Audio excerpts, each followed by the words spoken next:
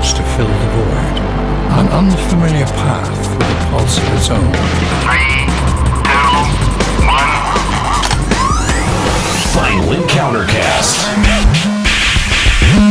Interesting conflicts, not conflicts of interest. Typical corporate bullshit. With your hosts, Nate, Robbie, Chris, Nika, and Callie. FinalEncounterCast.com. Ready? Get set? Go! What's up? Welcome to Final Encounter Cast. Thanks for joining us. Twitch.tv/Limit Break Radio at 1 p.m. It's our new live time here on the channel. FinalEncounterCast.com is the website. I almost forgot the website. We're hosting so many shows at this point that it's hard to remember which one I'm doing. Do you remember when life was simple and we had one show and we did it once a month and it took and like we still 6 got hours? it wrong? And each person was a single gender. I do remember those okay. days. You complicate things, Callie. That's true. You and all your names. Yeah, that's true. That is, you know what? It's kind of a good point. Yeah. Going by a different name on each show. You have like 4 names, 8 genders, 26 hair colors. What the fuck is going on? You're like the physical manifestation of Tumblr. Oh my! Zing! Can we change his name to Tumblr? Oh yeah, we'll that change. sound you're hearing, that's my heart, and it's broken. Quiet, Tumblr. I know it sounds like typing, but it's not. It's my heart, and it hurts. Oh, shots fired. Welcome to the show. Thanks for joining us. Appreciate you being along here on Final Encounter Cast. Let's see. There you go. Tumblr. If Tumblr came to life and was a person. I'm so glad I came for this today. Yeah. Oh my gosh. That's right. He almost wasn't going to be here. I know. Make What that was I mistake thinking? again. I'm so glad that you made the special trip to be here. Anyway, thanks for joining us today here at Final Encounter Cast. FinalEncounterCast.com is the website. You can subscribe to the podcast and also at the LBR Network. You can find the LBR Podcast Network on iTunes, Google Play, and Stitcher. Subscribe there. You can find all of our content, including tonight will be the very first segment of Checkpoint On Demand to go live. We're going to be posting the epic knockout dragout argument that we had on the air this week about which game deserved the title of High Score Hall of Fame game. I mean, we had to pick one, and Clearly, it's Mario. no, Mario's not even in the running. Nope. He didn't even have a representation. Nope. Not because he shouldn't be there, but there were certain titles that are just like, this isn't even fair. Yeah, I mean, and that's like the thing. We couldn't do Final Fantasy. Yeah. We couldn't put that on there. Kind of had to recuse ourselves. There's so much bias there. In a couple of different areas. But you can check that out, checkpointradio.com, but it will also be syndicated as a special through the LBR Podcast Network as well as the Final Encounter Cast feeds. We really want everyone to check out what we're doing at Checkpoint, and we haven't been able to put a big digital product out there because look, there's some stuff going on behind the scenes with Checkpoint, some opportunities that are presenting themselves, Some Illuminati level stuff. and the thing is that we've got to be very, very careful about the way that we use media, because there are more lawyers now than ever that are looking for any ways that you stumble with the way that you use music, that the way that you use sound, audio in the presentation of your product, especially when it comes to podcasts. So being that we're doing the show on several different radio stations, which also we can announce this week will include Pittsburgh. Yay! Woo! We can add Pittsburgh to that list. That's very exciting. And so, we've just got to be very careful with how we end up using music. So we're Considering before this, the number of lawyers paying attention was 0. That's right. Yeah. Well, no, that's not true. I'm sure Square Enix has a few. And one lawyer who's like on back pay who just has to do that. Yeah, right. Like I'm sure that there's like, they have part of the community team and He's a spite lawyer. He listened to us just out of spite, just in case they use anything we can use on him. That's not true. No. That's not true, because if Square Enix could have sued LBR out of existence long ago if they wanted to. See, at some level, they either love us or just do not care. I think that there's like kind of a love-hate relationship that goes on there. Anyway, Pretty sure it's just hate. but there's some really cool things going on with Checkpoint. The first of the on-demand audio will come out tonight. That'll be this week, and then make sure that you head on over to checkpointradio.com, because we did it the way that we did the Hall of Fame, the high score Hall of Fame game decision is we had a whole bunch. We decided to put it into a bracket. We picked a whole bunch of games and then whittled it down and eventually came up with 8 that we argued this week on the air. And then we've put the last 2 matchups to you guys in, on the website to vote on. So you've got 2 matchups that are hanging out there right now. One of which is Castlevania Symphony of the Night. Symphony of the Night versus Metal Gear. Metal Gear, and then our second matchup. Is that the toilet bowl? Is that the ones that didn't No, win that's anything? one of the finals. Those, Wait, you don't like Symphony of the Night? I've never even heard of that game. Castlevania Symphony of the Night. Is that like some kind of JRPG? Oh my Like god! Phoenix Wright? You're the worst. You are, And actually. the other match worst. is Street Fighter 2 versus Chrono Trigger. That's right. So vote on who you think would win out for best game. Remember, it's a bracket choice. It's a binary option. You can only pick one. And then that will advance to the final round. We'll be arguing the final round this week on And Checkpoint. I have a bone to pick with Kooky, because whenever you vote on a poll, it shows you the current results. Not on our website, it doesn't. It's just like, thanks for voting. Tune into the show to find out who won. That's there- smart. That's you by go. That's design. so smart. That's why we paid Kooky. because- Kookie's a thinker. She's Hey, using her noodle. I'm a host, though. I want to know what the current percentage is. Too bad. Find out on the show. Suck it up, Buttercup. You're going to have to wait and tune in and find out what the final matchup is going to be. That's this week on checkpointradio.com. I don't know if we have a posting with the listings on it. I know that there was an image that was made. We're working on it. There's a bunch of things that are in the works. And because so many things are in the works with Checkpoint, it's hard to have, stuff set up for it and 100% ready to go. So we've got a listen page, but we don't know what to put there yet. And, you can only listen live. So keep your eyes out for the listen page. But the thing is, this is why you go and you bookmark checkpointradio.com, but this is also why you go and you follow Checkpoint Radio, Check PT Radio on Facebook and Twitter. Follow us on our social media pages, because we do live tweet when we go live. So make sure that if you want to catch all of the different airings of Checkpoint, I mean, it's the same show between the different ones, but whatever works for you, until Checkpoint On Demand ends up getting ironed out, all of the legalities there end up getting ironed out, then you're going to want to make sure to be subscribed to that on social media. I say we start putting little Easter eggs in each episode, so there's just this tiny little thing that's different. And if somebody can point all of them out, they get a prize. Ooh. Is it an Easter egg? Yeah. But so then after Easter, you have to stop. Nika, don't talk. Just don't talk. No. Yes, if the Easter egg was a little Easter egg, that's a much worse joke. Let's be real. Yeah, now. but we expect it from him. Our expectations for Fat are so They don't minimal. exist. Yeah, They but- don't even exist. By the way, he opens his mouth and actual words come out, it's a win. If you think this is huge, then you should see my ego. By the way, Chris, your name this week is Fat Chris, just in case anyone forgot your name was actually Chris.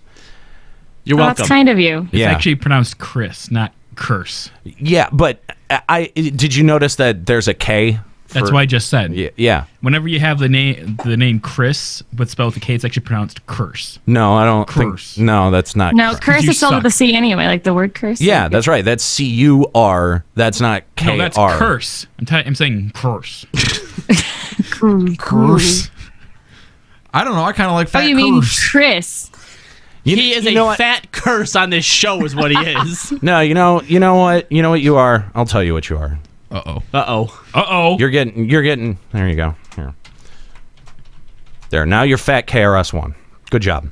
Fat KRS-One. There you go. You spelled out one, didn't you? Fat Kers. Fat KRS-One. There you go. It doesn't even fit into the No, name. it sure doesn't. There you go. KRS-One. If you don't get the reference, then you're fucking stupid.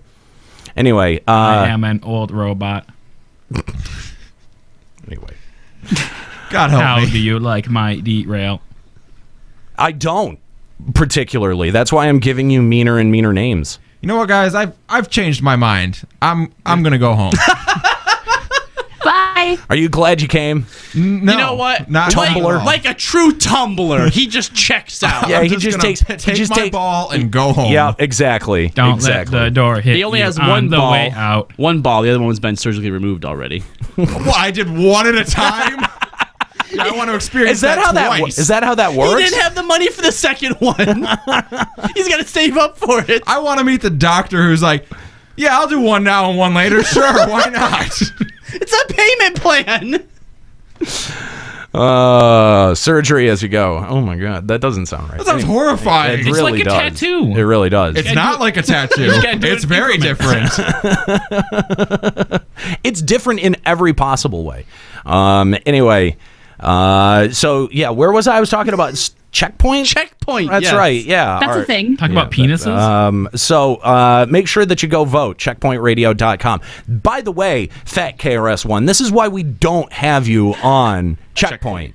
Because literally, like every third thought, every third I'm the thought that comes cavalry. out of your fucking head has to do with penises for some fucking reason that I don't understand. Because he's gay, fat KRS-One. Oh, there we go. Secretly. I don't think that'll fit in the. No, it's not. It sure won't. No. Anyway. God, not to mention we only get 12 minutes to a segment. We'd never get through anything. No, we would no. Nothing would ever get fucking done. Yeah, you notice he tried to derail you as you're getting off of the derail. I know.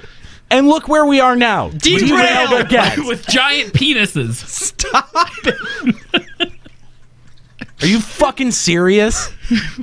He takes a week off and he feels like he's got to this I is take like a week off? for the second week in a row now that he's like trying to overcompensate for when he wasn't here. You know, I'd like to actually, for the sake of the show, get You like know, a psych, overcompensation refers to penises. get a psych test done on him. That would be outstanding. If we could take What does this ink blot remind you of? Penis. No, if we could just get a sizzle reel of the things that he says and take it to a professional and say, like, what do you make of this? Perfect. Oh my god. Perfect penis. Do we have any professionals in the chat that we can? We have a whole bunch of lawyers in the chat. Apparently.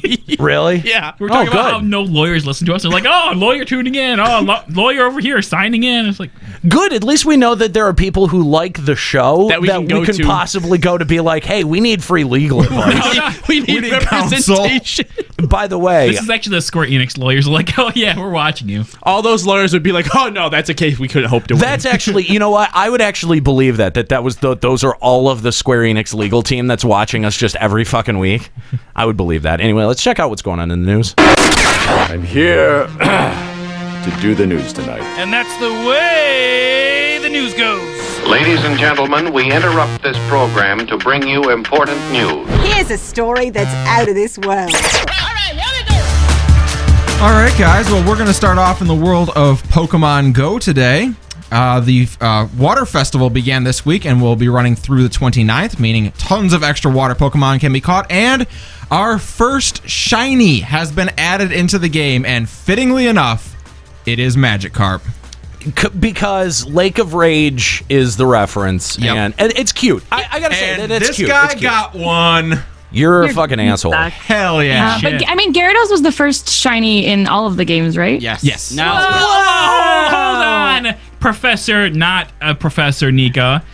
He was the first shiny that most people probably encountered, but That everyone was able to get. Technically, you could have hit a shiny on the way to him. That's Yeah. right. Okay, yeah. So- I did not realize that. Right. So shinies were introduced in Gen 2. Yeah. But their rarity was like one. 10,000. It was. I thought it was 8,700 ish. Yeah, I thought that's what it is now. Or is it? No. It's gotten Sun and moon. progressively better. It started out at 1 in 8, then went to like 1 in 6, then 1 in 4,000. It's been slowly going down. Now with Sun and Moon, between if you. I think with the Masuda method, you've got and like the shiny charm. and the shiny charm, you've got like a 1 in 3 or 3 to 400 chance, I think. Right, but if you do battle chaining, that's actually like a 1 in 240 something chance. So progressively, as generations go on, they give you more and more tools to be able to shiny hunt. Like spoofing them too, as well. Well, yes, that is also true. Thanks, Oslov. But because Oslov was the guy responsible for that. I know. Created the shiny spoof. I mean, seriously, why don't Another victory for America. He's Australian, you dumb shit. Yeah, but America profits from it.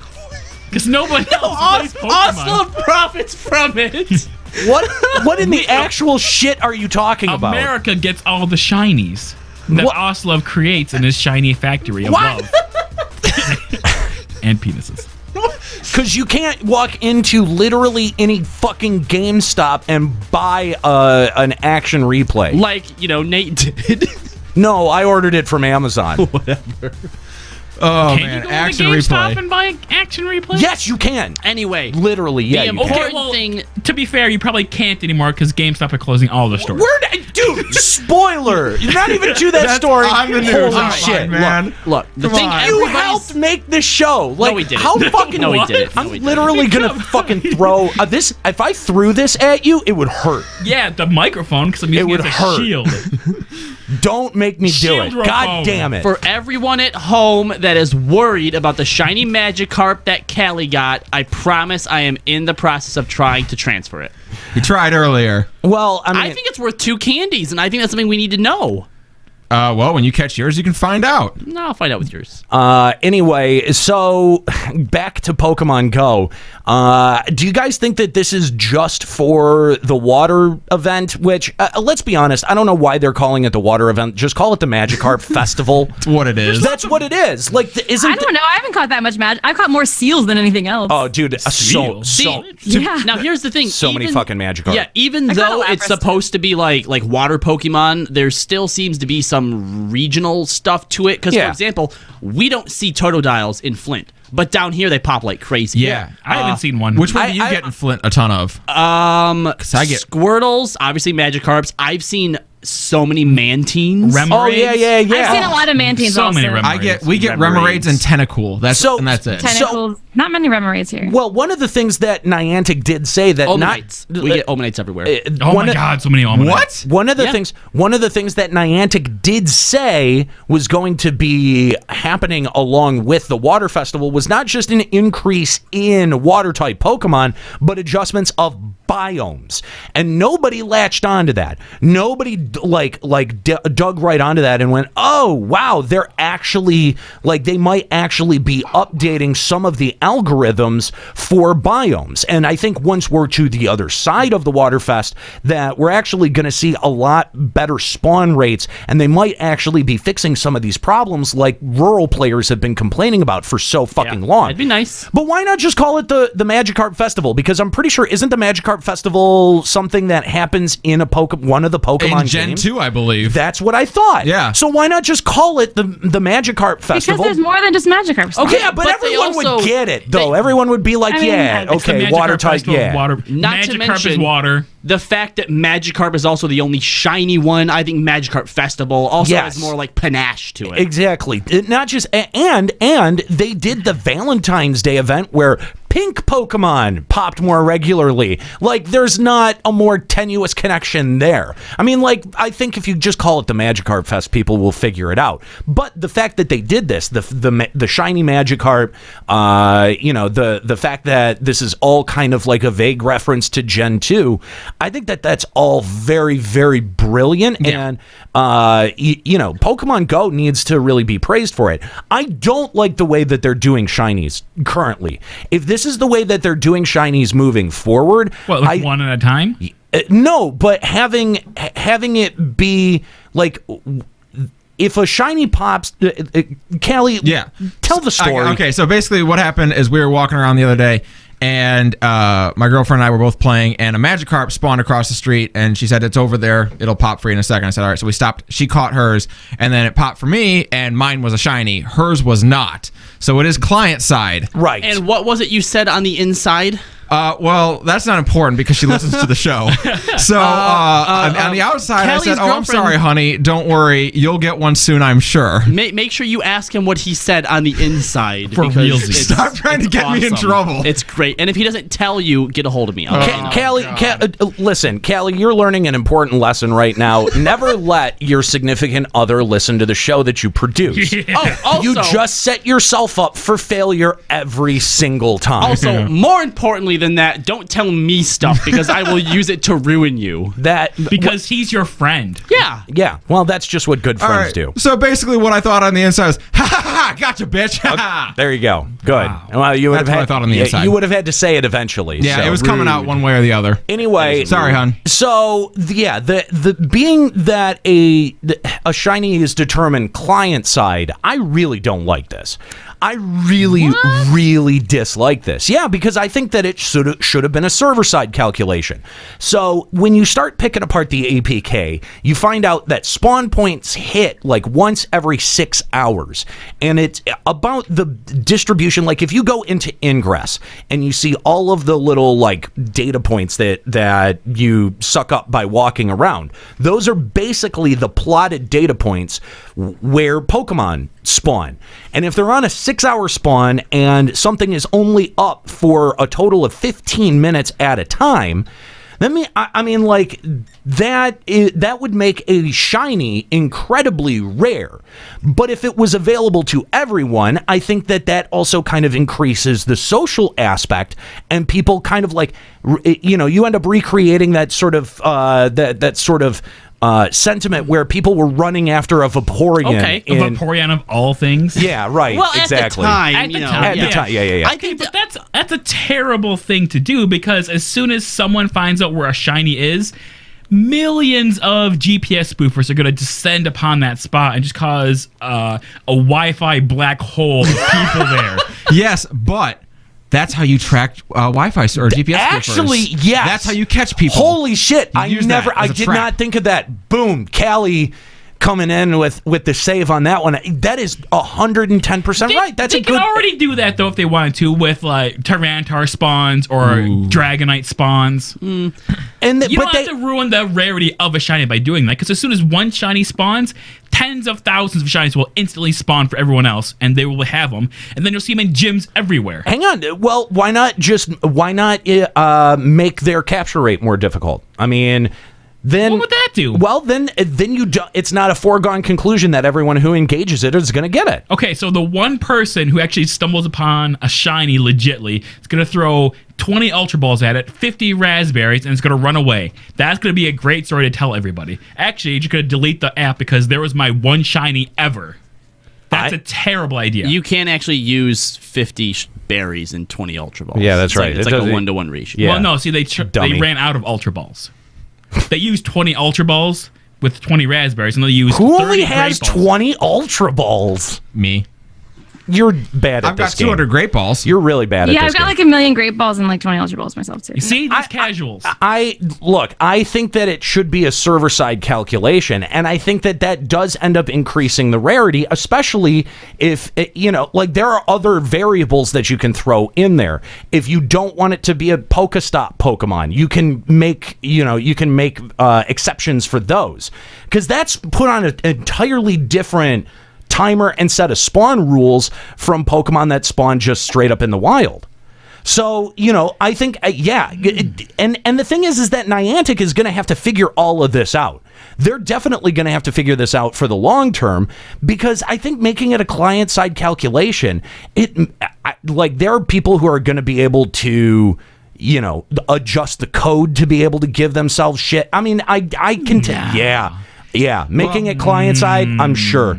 I'm sure. I don't know about that. Here's what I've enjoyed, and Robbie, you informed me of this. The people who got gold Magikarps and they turned out to be Dittos that weren't shiny. Oh no! Oh yeah, that's happening. Oh, what a troll! That's epic. That's so hilarious. Biggest kick in the dick. That's probably a separate RNG like wheel entirely. No, because it's Dittos not. are predetermined. Right, no, the reason that they don't turn to shiny Dittos is because there isn't a shiny Ditto. Right. Yeah. Magikarp's the only shiny. Yeah. Right. They should at least give you shiny Ditto for that.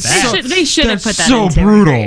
That is. If that happened to me, I'd probably uninstall. By the way, if that happens to you, hang on to that Ditto in case it like turns shiny when they add shiny Ditto. How would they I don't possibly know that? I don't know. It might be in the coding because it might be client side. It might be stored that it was a shiny. Yeah, if it's hard coded and not just a total random on the engage, because that's my concern is that it's random on the engage.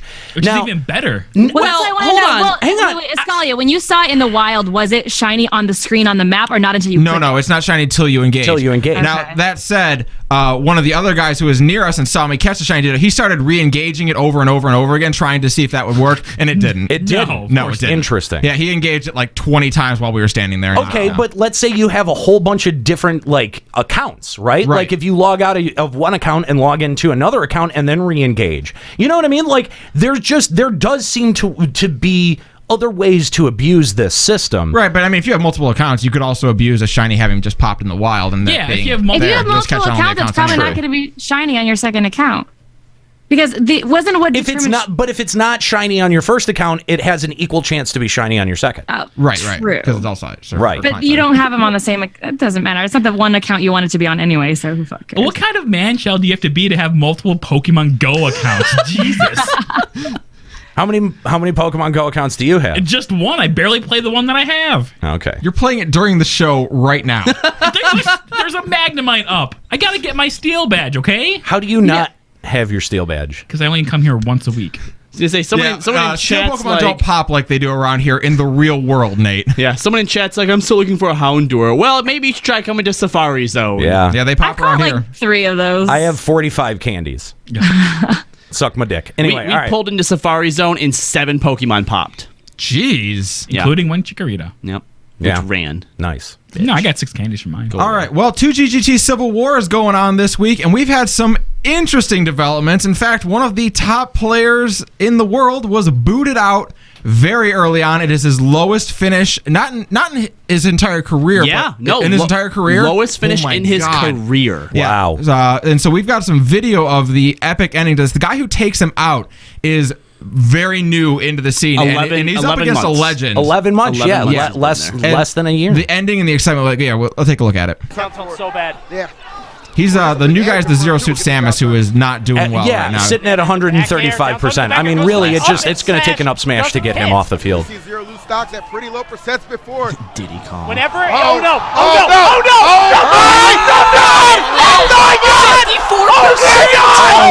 Shit. Tie beat Zero! Tie! Wow. The victory! He's like, it's settling in who he just beat. Yeah, and how he just beat him. He's literally in shock. What a great clip. Yep. Now, Zero, the guy who he beat, went to Twitter and just had, like, the biggest whine fest. Hanging up the controller, guys. Oh, come on. No. Lowest they've ever been. It hurts to train so much and play so much and be so good and have it end like this. And the worst thing is his fans were supportive of him, being like, no, keep going, get back in there. And it's just like, come on. You can't be a gracious winner or loser, props, man. Yeah, all props to the new guy on the scene who's utterly shocked. Yeah, seriously. Like that's like a professional wrestler who puts over another professional wrestler, but then whines about it for like 3 years afterwards on every shoot interview he ever does. But wrestling isn't real. That's the fucking but I mean, Smash Brothers is real. Smash Brothers is life. That is a real competition. But I mean, like, it's just as confusing to me to be butthurt about it in the same way, because it's the same way. It's like, they got no skill, whatever. I don't know. You guys. I think that was one of the more impressive clips that I've seen. That was super impressive. 54%, and he knocked him off. Yeah. What? He deserves it for playing Diddy Kong. Right? Yeah, top tier character. Tier whore. Congratulations go out to Naughty Dog and Uncharted 4 as they took home Game of the Year at South by Southwest last week. The runners-up were Dishonored 2, Doom, Overwatch, and Titanfall 2. You know what? Doesn't hold a candle to Castlevania. Night of the Symphony. Who gives a shit? Like, who gives a shit about Game Awards at all? No one. Okay, So we give somewhat of a shit when it happens. No, we make fun of it. We make fun of it. Because I think that the idea of Game Awards is pretty laughable. Like, has anyone ever bought a game based off an award that it was given at either the VGAs or the South by Southwest? I think only Game of the Year. I think so. I think Game of the Year is the only one because then they get better. All the DLC. Yeah, see, okay. That's different because you're buying like all of the DLC and that's the Game of the Year edition. That's something entirely different. But if it just had the brand on it that said Game of the Year from E3, you know, like who cares? Does that really make a difference? No. Nah. No, I don't even care. I think that reviews from places like IGN and GameSpot and big review houses have way more to do with a game's success than the video game awards. Like, there's no legitimacy there. All it does is sort of reinforce an opinion that you already held. Speaking of reviews, and normally I hate giving props to Kotaku, but one of their writers did a review on sex as a game. Oh, I saw that. And it's hilarious. It was actually pretty funny, yeah. Hilarious. There's not much that comes out of Kotaku that I enjoy these days. But yeah, that was pretty funny. That was very well written. Gotta give him actual word porn, guys.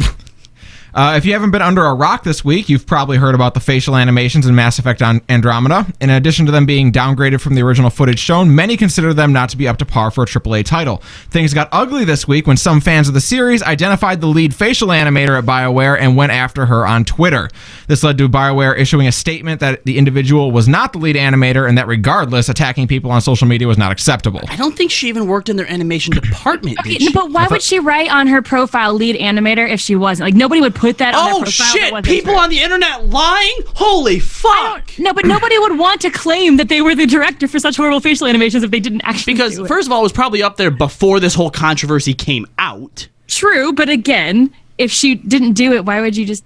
I don't know. Because, okay, Nika, I'm going to give you an example. At my job, there is a guy who on Facebook for the last 8 months has been claiming that he is an employee of the radio station when he is actually, no one knows him.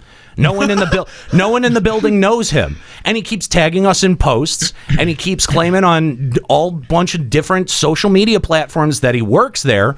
Not just there, but at a whole bunch of different other radio stations in Detroit. Does he do it at the Patriot? No. He really doesn't want to associate with that? I don't think he's done the Patriot yet. Do you know what it gets him?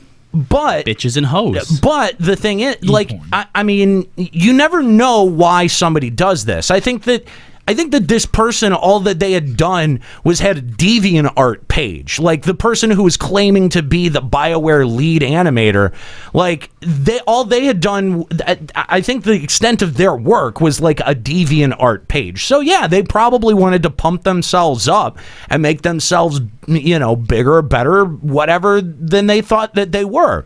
And, you know, here Twitter swarms down on them, finds out that they actually are not that person. But, you know, like, you never really know who's on the other end of a Twitter handle or who's on the other end of a keyboard. This person could have had some kind of mental illness. They could be a compulsive liar. They could have just wanted the attention. They could have just wanted the acclaim. They could have just wanted to get laid. I suppose. They could have been a Nate. Maybe it was Nate. Good old Xerox. Nate, were you the lead animator? Are you hacking people's Twitter accounts? That's right. I'm hacking people's Twitter accounts with the explicit goal of claiming that they were the Mass Effect Andromeda lead animator. That is very specific. I know. Well done. That is trolling on a next level. I know. Yeah. That's why he's Xerox. It's intense. Bitch. He came out of retirement for that. That's right. Well, some games such as Persona 5 and Kill All Zombies are still on the way. Production on the PlayStation 3 is officially ending. Released in 2006, the system has enjoyed a healthy life cycle, and despite being panned for not having any games, it's worth noting it has one of the largest libraries in gaming. No games. I didn't have any Hashtag games. no games. So I didn't know that Persona 5 was coming out. It is. PlayStation 3. Persona 5 and Kill All Zombies are both making their way to PS3. I mean, Kill All Zombies, Making their whatever. way, like that means they're going backwards. Just like Breath of the Wild came out on the Wii U as well as the Switch. But that's because that's different, guys. That is different. Wait, when does Persona 5 come out? Next month, isn't it? Soon-ish? Is it a simultaneous release? Yeah. Okay, never mind. When you said making their way to PS3, I thought you meant that they were coming out on PS4 first, and then later they would make it as a PS3 game. Oh, no. No, it's on both. Yeah. At launch. But it's because the PS3 in Japan is still super loved for some reason. Well, it was well loved, and it didn't it gets such a bad rap over here, but I don't think it was actually particularly hated over here. No, it wasn't, but they're well. still playing it super actively. Same reason why FF11 was on PS2 for so long, because everyone in Japan just played it on PS2 and wouldn't let it go. And so now I think the same thing's happening with PS3, and that's a lot of games that are being dual released, over there on the old console, but only exclusively over here on the first console. It's really holding some of these games back, I feel like. Well, it's because Japanese people as a whole are very poor and they can't afford the new system. So they always have to push back games on old systems so people can afford them because Japanese people are poor. That's very broad and generalized. Thank you. Thank you, Chris. I was actually going for racist. I was using better terminology, but yes, it is also very racist. So anyway, thanks. Following up on that. Like, he doesn't even fucking try. Like, he's not even trying at funny jokes anymore. He's not trying to. He's not trying to be clever. It's just they're bad. He's no one's even token racist. No one in I'm the trying room. to claim the racist title back from Robbie over there. And it's really, really hard. No, take it. It's no yours. one in the room is laughing. Like, not a single. It wasn't even. Not one of his jokes have been chuckle worthy today. You're bombing, dude. Should I make a woman in the kitchen joke too? No, you should not. You're bombing today. You gotta be clever about it. God damn, dude. Just When we try. least expect Just try. Just a little bit. All right, Chris, I'm going to need you to go ahead and just not comment on this next story. Hang on. I did want to make a point here. Persona 5 has been in development for so long that it probably scaled up to the PS4 as opposed to being ported backwards to the PS3. That seems likely. We do know that, platforms and engines are easily these days portable between hardware. Like, they're scalable, right? That's why you can have things like the Fox engine scale between different hardware sets. That's why Phantom Pain ran on both the PS3 and the PS4 and looked really good on the PS3, by the way. So when you have systems that can easily scale up. I mean, granted, I don't think Persona 5 is going to be the best looking PlayStation 4 game you've ever seen, but at the same time, it doesn't need to be because it's all fucking anime anyway. I said, does Persona need to have great graphics? No, I don't think so. It never. It's never relied on amazing graphics to do what it does well. And when you know that, when you know that about your product, I think that you end up making better stuff. And that's why Persona has sort of worked itself into this really good niche. Like, Persona 3 was okay. Persona 4 knocked it out of the park. I'm expecting big things from Persona 5. If it's a stumbling block, I'm done with the series. There's not much that keeps me there.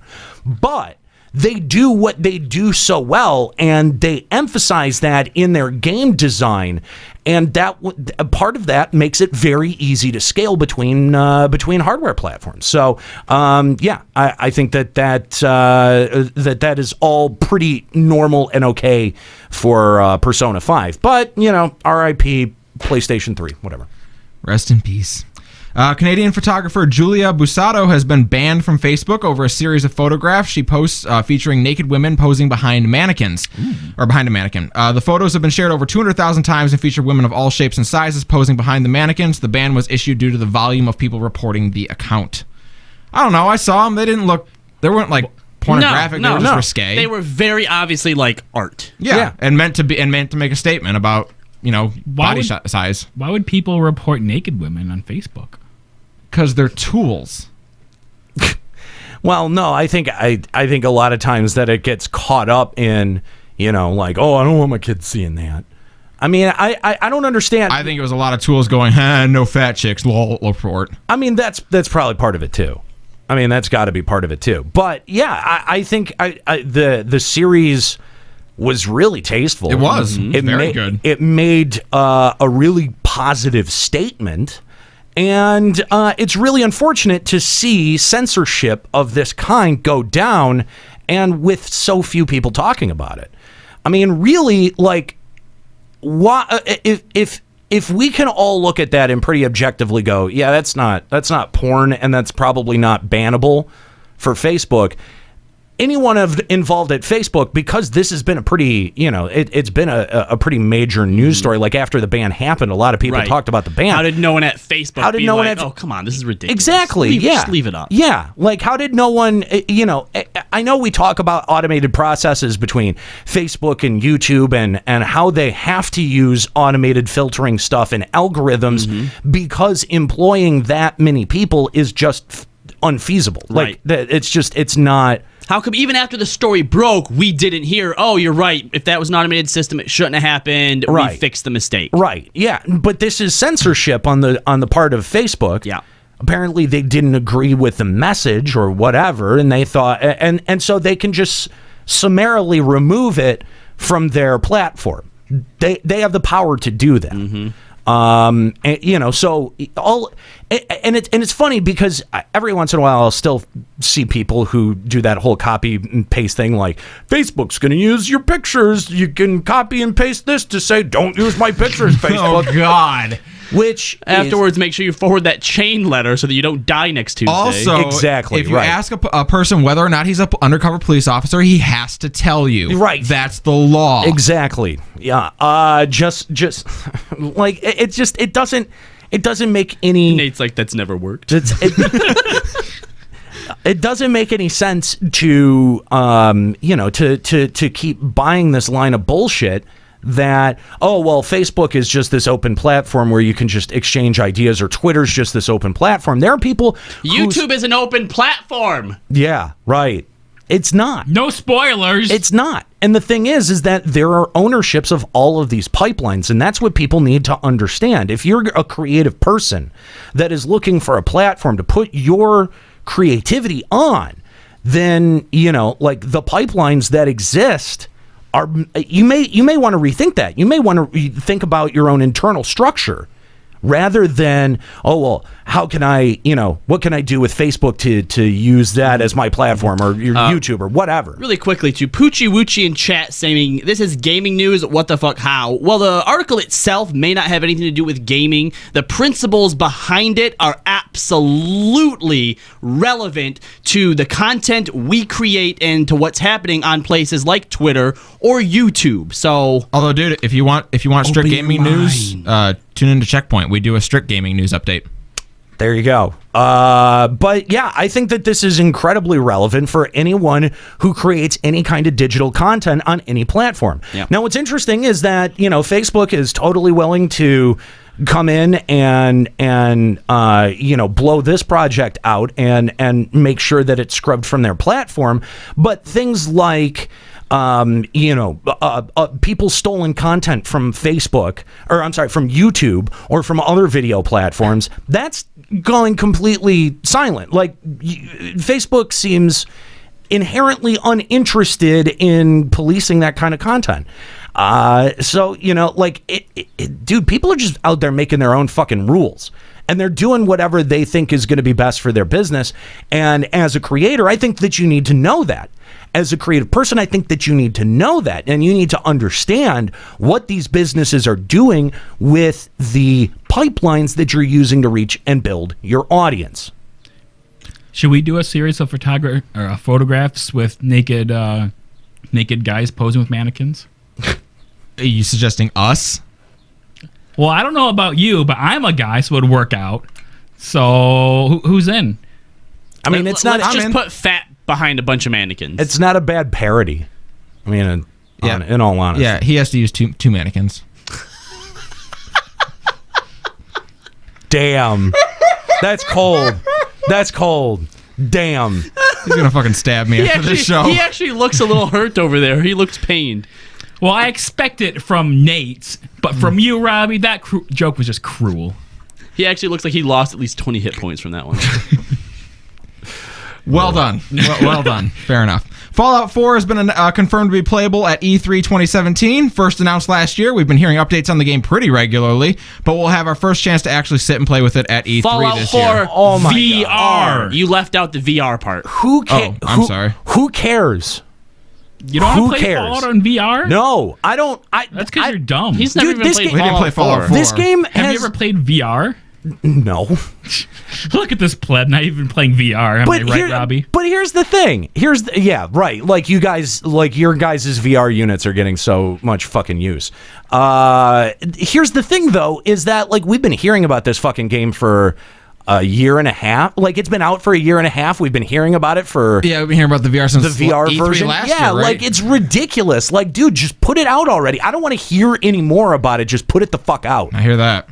Naughty Dog artist Alex Nanakis started receiving nasty Twitter messages over the weekend and decided to make something good come of it. She made a donation to Girls Make Games, an organization that provides workshops and summer camps to girls interested in developing games. After making the donation in their honor, other developers began following suit, and soon hundreds of game devs had donated thousands of dollars to the charity. Yes. This is awesome. If you actually follow the Twitter story too, like it was so hilarious because you have all these guys who are like, you know, getting up in arms and being assholes and stuff, and these girls are basically just like, guess what? We're in your games. Donate a bunch of money. Now there's gonna be more girls in your games. We're all over the place, and they're just like, ah. Why? Okay, what is it? Someone explain this to me. Why male gamers are so threatened about their position? I have no idea in the world, or Because like what is they this were nice, shit? They were nice to a girl once, and then that girl didn't have sex with them afterwards. Like what? That's the reason. What is this fucking bullshit? Where like this white nationalism, fucking, you know, like oh yeah, I feel like my culture is under attack. Like look. Anyone who leads with their culture or their cultural history is a fucking asshole. Anyone who leads with their heritage is a fucking asshole. I don't care what color you are, you're a fucking asshole. I don't give a shit. We're all a part of the world. Okay? We're all a global fucking community that has to make life on this rock livable. Not just for ourselves, but for other fucking people when you can, and when it's pretty fucking reasonable, okay? This whole idea that, like, white male gamers are somehow under attack from game devs or special interests is fucking nonsense. It is the dumbest line of bullshit that anyone has ever spun, and the fact that people latch onto it and go, oh yeah, totally, yeah, really, it's just so stupid. Stop being so blatantly defensive. There's nothing to be defensive about. More women playing video games is a very good thing. More people playing video games is a very good thing. More representation for colored or trans people in video games is a good fucking thing. Hands down, no matter which way you cut it. Because guess what? Those people are interesting. You know who's not interesting to me as a character anymore? The white male stereotype.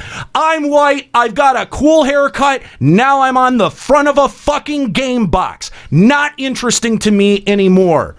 I'm done. I'm over it.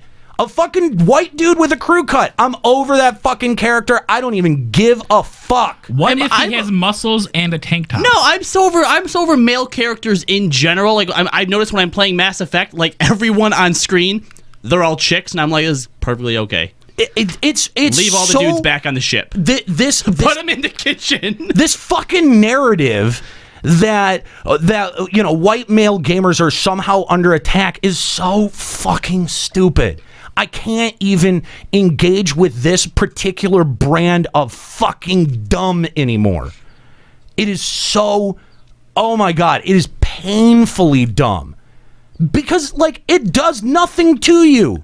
It does nothing to you to You learn know, about somebody else. When Orisa was released, that made the ratio in Overwatch 13 females to 12 males, I think, and people were upset. Of I course. am super upset because every new character added to Overwatch has been female or android female. And they've all been awesome. I'm so tired of people putting Yes. people put themselves too often in their own box, and then they get really mad when people see them as nothing but what they box themselves in with. Okay, like, dude, if you feel oppressed, maybe you should look inward and look at your victimization of yourself or your situation before you start blowing up on fucking Twitter about, oh, I'm under attack. No, you're fucking not. I don't know if you've noticed, but white men run everything in this world. We're not under attack. Fucking stop it. Fucking stop it. Well, on that note, 3 major titles this year have actually attempted to introduce a trans character or trans characters. Good. To varying degrees of success. Horizon Zero Dawn seems to have done it the best with their Genova character. They're okay. Not bad. Zelda Breath of the Wild introduced us to a person masquerading as a Gerudo, who I believe helps Link to do the same, and that one kind of reeked of 90s trans exploitation, but okay. And Mass Effect Andromeda was the third one, which, BioWare, would you fucking talk to a trans person? You had one as one of your leading voice actresses, and you couldn't ask her opinion, maybe? Dude. Good lord. Dude. Now, I actually got to the point in Mass Effect with the character... You met Hanley? That you mentioned. Yeah. I met Hanley. Now, I don't know if you have to take specific options to get the... Because you shared you asked her screenshot. what brought you to Andromeda. Right. Well, what she told me, I feel like that was actually different from the screenshot that you had shared. So I don't know if it... I forget exactly what was it that the screenshot said, the one that you shared. Basically, it says, I used to work in a lab moving test tubes all day. I went by Stefan back then, but I wanted to come here and be, who I actually felt like I should be and whatnot. And that's the basis of it. And people were like, okay, you left your entire galaxy behind because people only saw you as who you used to be. And the first thing you do to this person that you just met is use your dead name with him? Yeah. Bull fucking shit. You're not wrong. Like, so many people, when you ask them when did you come here, they give you this heartfelt reason why they left. And I feel like if your reason is because you wanted to be something completely different, you wouldn't share that immediately. Especially not unless it's like someone you're involved. Scarlet Fox has one of the best comments I've ever read. BioWare is so fucking bad at all kinds of representation. It always reads like 4chan doing an impression of Tumblr. God. No, the best response that I saw to this was straight up someone tweeted back me a picture, and it's just a picture of a shoehorn. And that's all it was. And I'm like, that's exactly it. Someone at BioWare said, "Oh, we need to have a trans character in here." And you know what? You have a trans voice actress playing one of your main characters who apparently died before the game begins. Great. Awesome. Yeah. Awesome. Good job, BioWare. You nailed it. Yeah. And to, by the way, to all of the white nationalist men's rights members of our fucking audience that are going to sit here and say that, oh, look at Nate, he's virtue signaling. Go fuck yourself. Either call up and tell me to my face that I'm virtue signaling, and I'll yell at you why I'm not. You're virtual signaling. Or you don't even know what that means. Yeah, it doesn't count from you. Or you shut the fuck up. Or you just take your little passive role in this show that you've made for yourself, because guess what? We allow you to be active on the show. We allow you to take an active role on this show and call us anytime. The number's at the top of the fucking screen, 810-207-1764, Final Encountercast on Skype. Become an active fucking member. Sound off. Tell me why am I full of shit? Why am I full of shit? And you tell me why white men are somehow under attack, and I will fucking tell you why you're wrong, and you've been fed a line of bullshit that you don't even understand, that your IQ is not high enough to even fucking understand. So please, I dare you. I double fucking dare you to fucking call this show so that I can set you straight on a few fucking things. Now, what's our next story? Australia has revised its ban of Outlast 2 that we discussed last week, though there's little indication why. The game was awarded an R18 plus rating this week and will go on sale in the country on the 26th of April. I'll tell you why. It's worth noting that developer Red Barrels is not amending the game in any way, and only one version of the game will be sold worldwide. I'll tell you why. Okay. They heard our show and they're like, you know what? They heard Checkpoint. This is silly. Why would we ban this? Exactly. Australia heard Checkpoint, and because it's now a piece of major U.S. media, they went, I don't know that we... International. We're in Canada, too. That's true. That's right. And they went, I don't know if we can take the hit on this, guys. Yeah. I mean, this is, actual media, not just YouTube are talking about these things. It's concerning. You're welcome, Australia. It was a joke, you bitch! If you're ever wondering whether or not Twitter is worth it, look no further than GOP D&D, a hashtag dedicated to seeing how the Republican Party would handle a Dungeons and Dragons session. Holy shit. Read a couple. Yeah. Thank you for that. So, like, for instance, GOP saying, you were hit for 45 points of damage. Player says, I use my potion of healing. GOP says, it doesn't work. This is a pre-existing condition. Hashtag GOP D&D. Or another one where the player is like, the potion's 5,000 gold. But you have access to it. The air boils around you. The sea level rises 10, and then the PC says, but where's the proof? You see it. Can we roll not to see it? Hashtag GOP D&D. The DM. All right, you've complained for 8 years. You're the DM now. 90 days later. DM GOP. So what's initiative? DM. Goblin Orc Army Attack. GOP. We ban elves, dwarves, and cross races from entering. DM. What? GOP. It's not a travel ban. I cast a spell to ban elves from the 7 realms. Fails difficulty check. 6 realms. Fails difficulty check. That's my favorite. These are all so good. This is my favorite. I'm the best dice roller. Nobody rolls the dice higher than me. My stats are all 20s. Can I see the character sheet? No. Hashtag GOP D&D. I cast the biggest fireball. It's a huge fireball. You're level 1. You can't cast fireball. I never said I was going to cast fireball. All other players have to pay for it, too. I roll a 20. It clearly says 3. Highest roll since Reagan. Hashtag GOP D&D. So funny. I tell you what, Twitter doesn't often feel worth it to me, but... this week it did. That's fucking brilliant and hysterical on so many levels. I love that people have that kind of ability to satirize. Except I hate that all these white people are coming out of the woodwork now using hashtag D&D. They never played D&D beforehand, and they were the first ones to try and keep us down. Fucking white people. God damn it, white people. All right, God as my fucking witness, this will be the last time we ever talk about this. Ghost in the Shell's original director has finally spoken up and laid down the law on ScarJo as Major Kusanagi, so let us all sit and listen to what the man himself had to say on it. Quote, what issue could there possibly be casting her?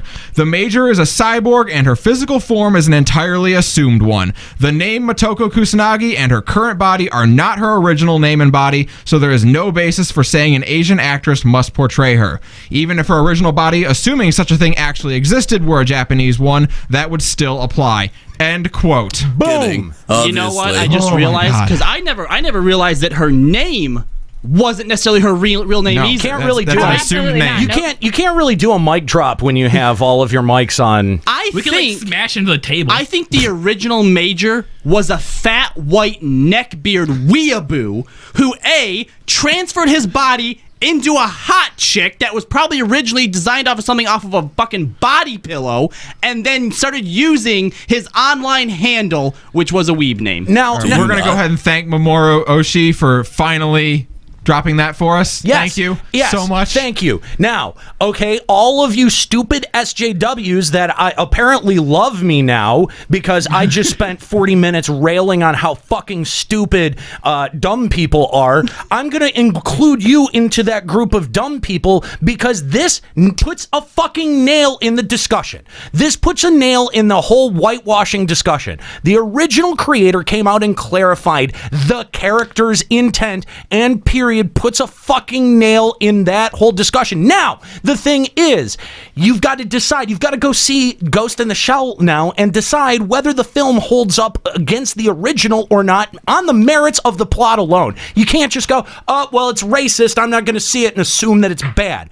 Go fucking see the movie. This is not an endorsement to go see the movie, but you know, if you're going to talk about it's it, the principle. if you're gonna talk shit, at least go and see the product and judge it on the merits of the plot, what they did with the original source material, and stop trying to fucking throw racism as one of the reasons that you don't like this movie. There may be plenty of perfectly valid reasons not to like this movie. Racism is not a valid one. Stop throwing it out there in an attempt to try to can it because you don't like the casting. I don't give a shit if you like Scarlett Johansson or not. Just shut the fuck up and let her do her performance. It's an actress. Doesn't fucking matter. She was fine as Black Widow. I don't remember anyone complaining about that shit. Black Widow is European. Who cares? Actually, she's Russian. The majors. Did you not listen to the quote? The major's not Asian. Yeah, no, I know that. The major's but not she Asian. She could be, but again, you're right. The major is not Asian. Right. Is it Asian made though? Paramount is making it. There's plenty of reasons this movie will suck for other reasons. Yes. I mean, the trailers that have come out do not even sound like the same. Oh, the fucking the commercials are painful. I was so hopeful until the last trailer where they're like, "Oh, now they control me and I want revenge." I'm like, that's not what Ghost in the Shell. Yeah. I'm gonna give it a shot because you know what? Some of those early trailers, the ones that come out of the production house itself, were pretty good. Some of the visuals that they had on display, really impressive. It should also be noted that people that make trailers don't necessarily have anything to do with the movie themselves. No, the people who make terrible trailers. Hey, the people who make the trailers don't necessarily make the commercials, and there is a difference. True too. There's a difference between the two. Yes, there is a distinct difference between the two. A trailer comes from the people who create the movie. A commercial comes from the people, the studio who is publishing the movie. That's the difference. Okay, oftentimes a director or a creative person doesn't have any say in how the movie is marketed. Kong Skull Island is a great example because it had one of the best cut trailers I've ever seen. It was brilliant, done in time with the music, and I loved it. But when you saw the commercials, when you saw it on TV, you were like, that looks like an entirely different fucking movie. And you have to recognize, like, the way that movie studios market their products are inherently different from the way that creative people market their products, and you've got to be able to know the difference between it. Yep, that's why you should never let a commercial sway you on a movie. In our strangest news of the week, a Black Desert Online player named Kimochi was facing a ban over griefing a group of role players. The mod Rotaz decided to opt for poetic justice instead and told Kimochi he could avoid the ban by joining in on the role playing and creating a backstory for his character of no less than 501 words. Knowing the ban was more than just a threat, Kimochi agreed, but with a slight twist. He wrote an erotic fan fiction about his character that gets very weird. Nevertheless, he did as the mod asked and avoided the ban. Okay. I fucking love this story. Can we read the fan? Okay, except, dude, he did something worse to you. He made you into an ERPer. Like, okay, you should have just taken the ban. You can't make people ERPers. They were born that way. They just didn't know it yet. First of all, I think we need to reach out to some lawyers because someone clearly jacked this idea from our show, and we've got to put a pin in that one. Lawyers in the chat, get on that. Get on that, chat lawyers. There you go. No, but honestly, I think that this is fucking hysterical. It's hilarious. It's like, honestly, who in our audience, honestly, own up to it. Kimochi, who in our audience are you? We know that you're one of us. Here. We know that you're one of us. I know that you might be embarrassed to admit that you're playing Black Desert Online, and that's fair. That is it's we understand that. We'll say we're sympathize not going to make fun of that. you for that right now. We'll put that aside. We won't judge you for that, but we do want to see the story. So, Kimochi, if you could just kindly speak up, you can even PM us, man. We would love to hear. This article has an excerpt of the story if you want to hear it. Oh my! Absolutely. Escape, she thought to herself frantically. Hey, hang on. Hey. Oh, of course. I'm sorry. You're right. You're missing something here. Hey. Come on now. Hey. All right. There we go. Escape, she thought to herself frantically, but it was too late. She counted them, 7, 8, 9. Their numbers too many to determine at a glance. Her fear shifted to debilitating hopelessness in an instant upon realizing her fate was sealed. The largest of the Cyclopes reached down, gripping her waist with one giant, brutish hand. He lifted her off her feet. The Cyclops assessed every inch of her naked body, as if a beast preparing to devour her. Its gruesome eye lingered at her supple breasts, but then lowered. His insatiable gaze yielded for a moment, replaced with temporary confusion. Where Komochi's womanhood should be, something additional was present. Tiny at this current moment due to her fear, but quite discernible nonetheless. And for the rest of it, you'll have to check on Reddit. I promise that'll be the only time I ever direct you to Reddit, because it is on there. There you go. Eat my dick! Wait, the whole thing is on Reddit? Really? yeah. Oh, that's great. Oh my God, no. That's so funny. Oh, all right, there you go. Do we need to make a trip to Reddit? No. I'm sure that this gets way too For science. So weird. Yeah. Don't touch his dick! GameStop is set to close 150 locations this year, citing fourth quarter sales declines in pretty much every segment. Oh, darn. While they will be opening some new technology brand and collectibles stores, weak video game releases and aggressive marketing from other businesses are blamed for the decline in sales. Now, Really? We're going to blame other businesses? No. Same reason bookstores are closing, because ebooks and stuff were going farther, and it's the same shit. People are buying digital games. People are buying other things. Nika, brick and mortar video game stores are not doing. I'm sure the fact that their Circle of Life program that promoted the employees to not sell new games that weren't pre-ordered had nothing to do with this whatsoever. Nothing to do with it. It hasn't been the fact that GameStop as a company has been lowballing anyone that brought video games back to them while subsequently promoting that same program with all of their budget. I mean, honestly, GameStop is a company that's sort of built on this very flimsy house of cards that says you can't get video games anywhere else, which is a fucking lie. It's been a fucking lie since they started trying to spin that line of bullshit. And today, independent game retailers have never been as strong.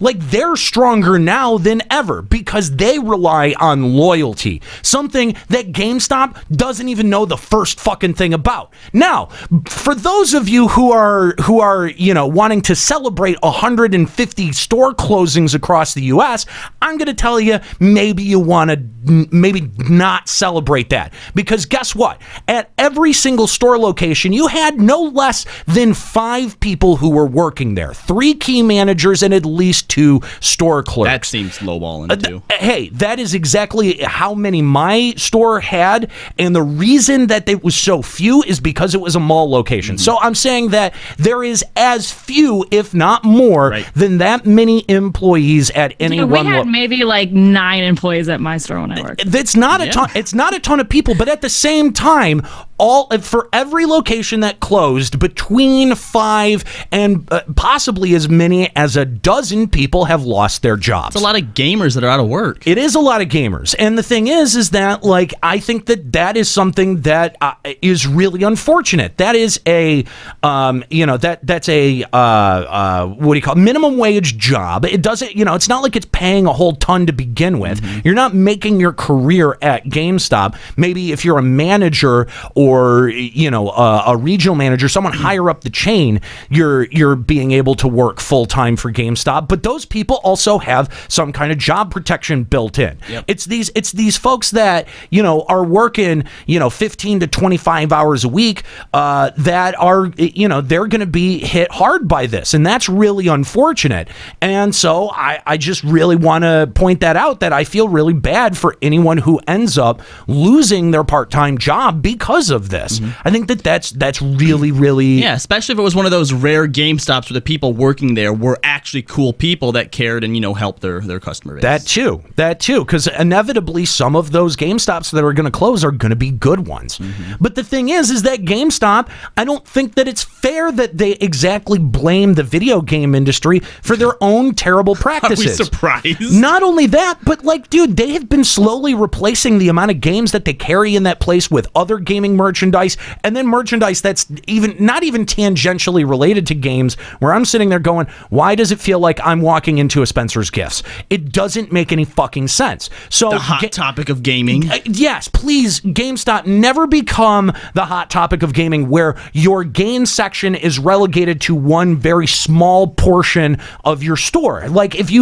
anyone who ever said, I buy my records at Hot Topic, Stop here. You instantly knew that they were fucking stupid because they were buying a record. Because Hot Topic had the worst selection of records on the fucking planet.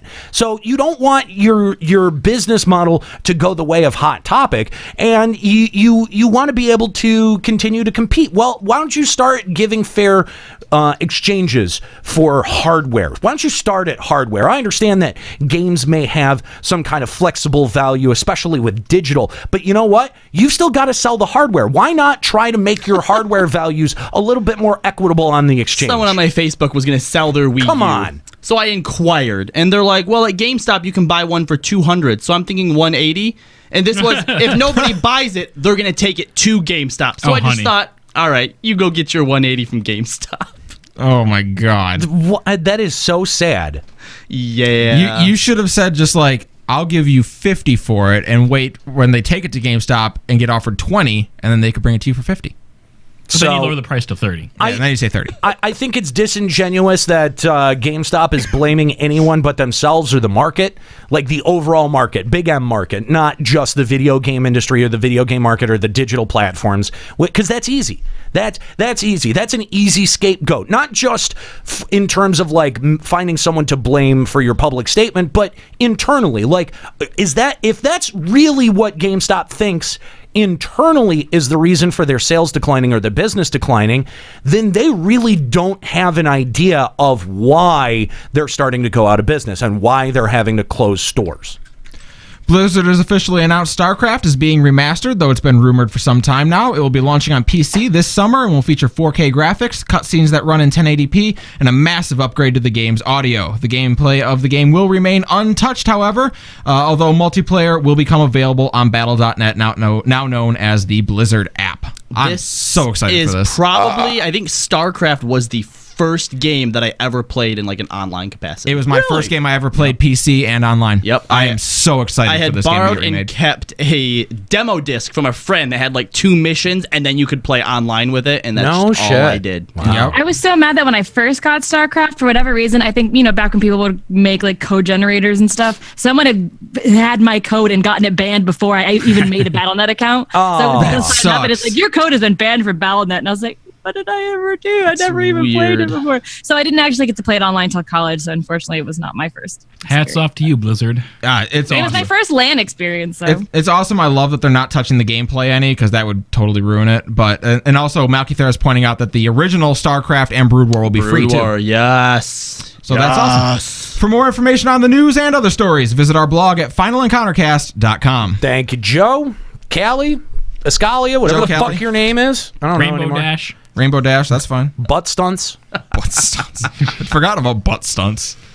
Anyway, all right, guys, apparently we don't have any callers that want to call up and call me a cuck.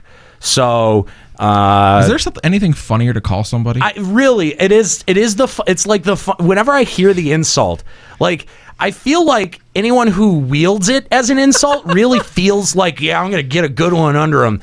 And it is so...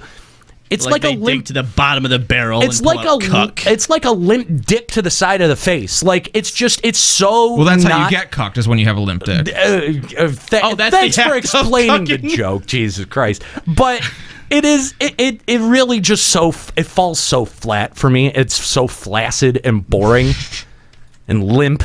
What a limp insult. Anyway, if you wanted to call the show, 810-207-1764, Final Encountercast on Skype.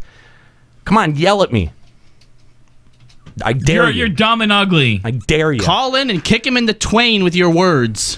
Nobody would roast I thought me. it was that this show. It's Twain. Twain. And yes, it was this show. No one's going to do it. Nobody has the balls. Nobody ever does. All right, guys. So we had actually. That news segment ran really long. A bit. And we had two topics kind of picked out. Mm-hmm. Which one did we're not going to be able to get through both of them. No, the one you brought up, I feel like, is more timely, right? So we could save the other one for whenever we want. We could. Yeah. Yep. All right. Mm-hmm. So. I feel like it's kind of been a recurring theme all throughout some of the rants that I've given today here on the show. So yeah, it feels a little bit more appropriate to slide it in here. It's kind of important too. Yeah, because YouTube as a platform is not doing well. They haven't been for a while. They really haven't been. And I'm not just talking about sentiment. I'm not just talking about hashtag YouTube party is over. I'm not just talking about, PewDiePie or any of these people who are just dissatisfied with the platform. But this past week, we saw a bunch, like over 100 different advertisers, big name advertisers, walk away from YouTube as a platform because they kept finding out that their ads were being placed alongside ISIS beheading videos and just like terrible content, right? Like just, or Nazi shit, like white supremacist bullshit. Like, and when you're Dell or when you're Volkswagen or, one of these large advertisers, you don't want that. And if YouTube as a platform can't guarantee that that won't happen, of course their major advertisers are going to walk away. Of course that they're going to end up wanting to find something that's a little bit more accurate to what represents the brand. That only makes sense. But it's having a very real impact on creative people and on YouTube creators. Now, we saw a couple of years ago with YouTube Red that YouTube had identified some key creators that they wanted to go out of their way to inject some funding into. And what we got, I think, was a whole bunch of creators that started to go to things, like conventions and start talking to each other and starting to, and if I'm going to be blunt, they started to just jack each other off all the time. And they started to tell themselves what we're building as a community, what we're building is important, and it's going to surpass regular media, and it's going to be this new paradigm shift when it comes to broadcasting.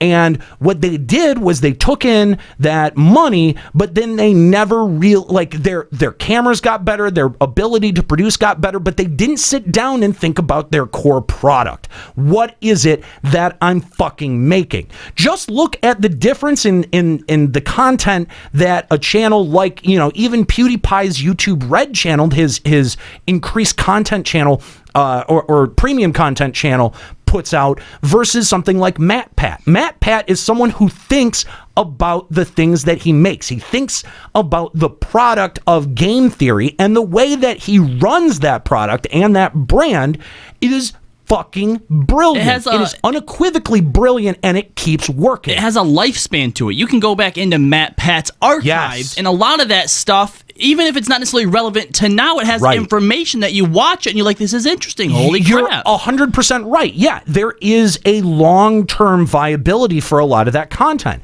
And so, when people talk to us and ask us questions about Checkpoint, and they go, why is this a radio product? And before this, we've tried to explain some of the financial opportunities that exist, the fact that there's a vacuum with this kind of content that exists on the radio, and that platforms like YouTube or Twitch that have been very successful in output for other people are not as solid as those people seem to think. PewDiePie thinking that he can make that same amount of money year over year, really any YouTube creator thinking that they can make the same amount of money year over year, or that the platform's not going to change, the algorithm is not going to change. They're not paying attention to core things like Facebook, that is constantly changing up their algorithms, constantly changing up their platforms, in an ability to try to compete with as many websites as possible. So they have a fundamental misunderstanding that the heat that they're getting, or the momentum that they're building as a personality and as a channel, that they need to go to the extra distance and start building a brand beyond themselves and build something more permanent beyond themselves than in what they're currently putting up on YouTube or what's currently getting hot. And again, you see a lot of amateurs kind of stepping into this area too. And I think that a lot of amateurs are being exposed for not having the ability to produce long form, long-term content, because they have about an idea that lasts about 20 episodes and then they tap out. You have to ask yourself, like, if YouTube wasn't here, if the platform that I'm using right now wasn't here, where would my stuff be? Because you consider yourself a YouTube personality. That means without YouTube, what You're just a personality. Are you? Yeah. What are you? Yeah. If you can't find a way to exist outside of that and to sustain yourself. Right. What is your product if you remove it from YouTube? How do you promote yourself if you remove yourself from YouTube? Because so many of these people are relying on YouTube algorithms, correct placement of tags, being able to jump on with other more popular creators and being able to ride that kind of momentum. There's all sorts of little tips and tricks that YouTubers have created for themselves that worked for about a span of 3 years, and then after it stopped working, they started complaining. And they started going, well, I'm not able to make the same amount of money that I used to, YouTube, because you're not allowing me to monetize because people are reporting my videos because I'm using their copyrighted content, which, by the way, you are. And by the way, they have every right to do. Fair use is not a fucking law, okay? Fair use is a defense in court. That's all it is. It's a legal defense. It's not a steadfast law. Nobody has to adhere to it. In fact, YouTube violating it over and over and over again, violating fair use, it's insane to me that no one who has the financial ability or has profited in any way from these gigantic channels hasn't turned around and sued YouTube for infringing or impairing its users' right to be able to use fair use as a legal defense, because these are not even legal arguments. They are internal disputes being resolved by YouTube. So they get to violate fair use all the fuck they want. But guess what? As a podcast at finalencountercast.com, you actually have to get a lawyer involved if you want to take a piece of content down from our website. If you think that we don't have a lawyer in our back pocket that's ready to counter argue fair use, you're absolutely wrong. Because we have tons in the chat right now. We have tons. Not only do we have tons in the chat, but we do have someone on retainer that represents us, because we have had all kinds of spurious lawsuits and threats being leveled against us because people don't like what we say. That's fine. That's a cost of doing business. Fortunately, the guy doesn't charge us very much, and he's good thing he's a fan of the show. He's really, really good at what the fuck he does. He loves dick jokes. But the fact of the matter is that that's why, when we say things like YouTube is an afterthought for us, that's what we mean. We don't monetize on YouTube not because we don't like money, but because it's not a stable source of income. And if it ever became something that we saw as something of potentially a stable source of income, that would be bad for us internally. I mean, we refuse to ever depend on it. That's the thing. That's why we went to Patreon and went a much more sustainable route, because we want to build fans. We want to build a fan base. We want to build an audience. We want to build a community that can have a conversation with us, that can interact with everything that we make. And the thing is that when you get hot, when you suddenly overnight go from like 10,000 hits to 200,000 hits, it's not always clear what gave you that momentum, what you built underneath you, or even what your fucking brand is. And I think that there's not enough people who are making this stuff and seeing success with it that are thinking about that, that are thinking about their long term, which is why we said, okay, Patreon is an option. We'll see what that allows us to do. It allowed us to do this show. Then with the limitations that we're up against, because none of us got to quit our job. Spoiler alert, none of us got to quit our job because of the patron support. We appreciate it, but it's not enough to pay 5 people's salaries and allow them all to eat and live and pay rent. That we decided, hey, we've got to look at other sources of income. We've got to look at other ways to grow our content and to grow our brand to be able to survive. and then you come to Checkpoint. And Checkpoint was really just an extension of everything that we were doing with Final Encountercast. And in fact, our first demo was built on material that we did on Final Encountercast first, and then brushed up to show to some consultants who helped us then craft it into a radio project. And even in the business of radio, Checkpoint is pretty unique because we're not trying to sell it based on, hey, this is a ratings maker. We're trying to sell it on, hey, you want to talk to this audience, and that's exactly who we want to talk to as well. This is an audience you can't tap because you don't know how to tap Well, them. not necessarily, but this is an audience that we're talking to organically anyway, that we're engaged with because it's the content that we make and that we've been living and talking about for 10 plus years. And so, therein lies an opportunity. There are companies who want to talk to the same people that we want to talk to, but for entirely different reasons. And so if that can help us at the same time that it helps them, then everyone is winning. The listeners don't feel like they're responsible for propping all five of us and our careers and our lives up, which is a monumental task that none of us would even really feel that comfortable asking of you. We appreciate so much how far the Patreon has gotten us and how many opportunities it's provided us, but the financial idea around Checkpoint deviates from anything that any digital creator seems to be doing. They just go to YouTube or they go to Twitch and they just try to get they do all of the normal kinds of routines that anyone who wants to try to make money off that platform does. And I think that we've proved time and again, like, look, our presence on Twitch is not financial. There's a genuine reason to be on Twitch for us, because if we want to take calls and we want to be a live show, we need that live component. Yep. It just so happens that Twitch likes what we did and was able to, gave us more opportunities to allow our audience to go, hey, we like what you do. Here's a couple of bucks. And we appreciate that. We so appreciate that. But it can't be built on your backs alone. Like, it can't be built on our audience backs alone. And we don't want it to be. And we're not smart enough to sell this shit either. Like, none of us are salespeople. All of us are creative types. Like, all of us, we have thoughts about humor and thoughts about video game development. Like, none of us are game creators. None of us are game journalists. Our thought is always, how can I get a 12-minute discussion out of this? Not how can I sell this? Or how can I work a penis in there? Exactly. Or how can I not replace penis with you sponsorship? You did it again. You agreed with him too quickly. Nutter's gonna nut. Replace penis with sponsorship and you got it. But, like, honestly, none of us are really that good at selling. And so we've had to take what we do, the content that we make, and put it into a much more traditional structure to be able to find the economic opportunities that surround it.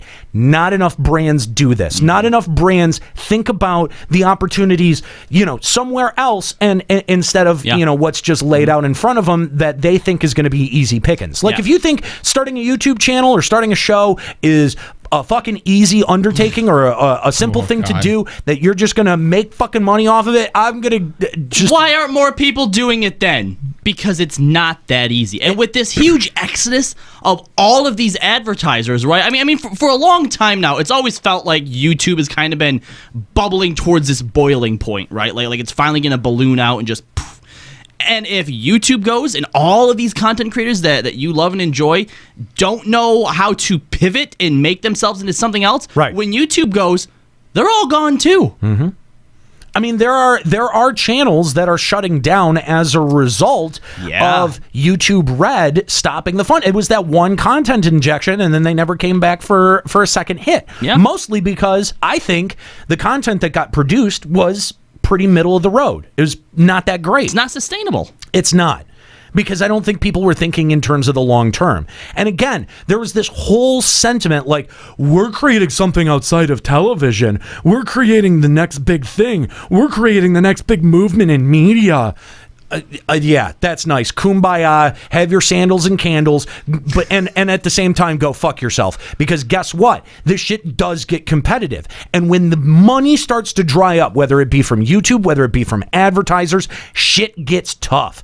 And for these bloated fucking projects, these bloated production projects that rely on, $50,000, $100,000 a year to be able to produce their product, they don't know what we know, and that is how to work lean.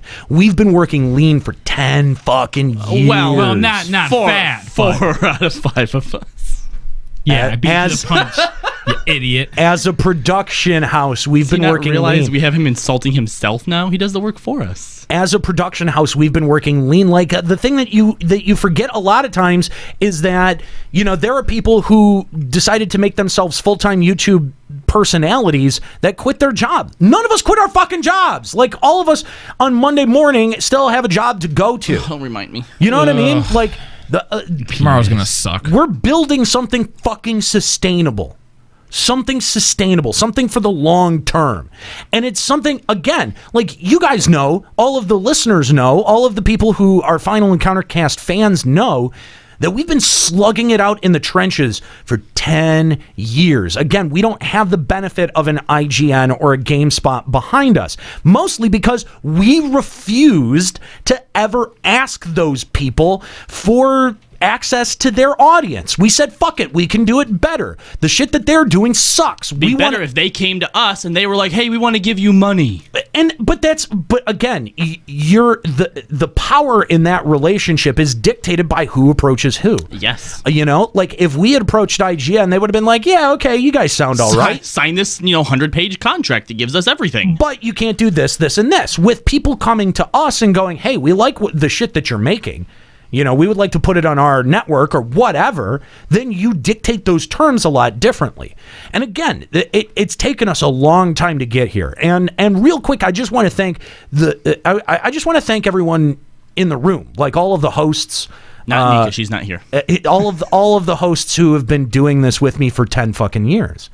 I mean, this has been a long project, and it's like finally we're right on the edge. There. Oh my we're God. right on the edge of making this something that is sustainable, not just for one person but for all 5 of us.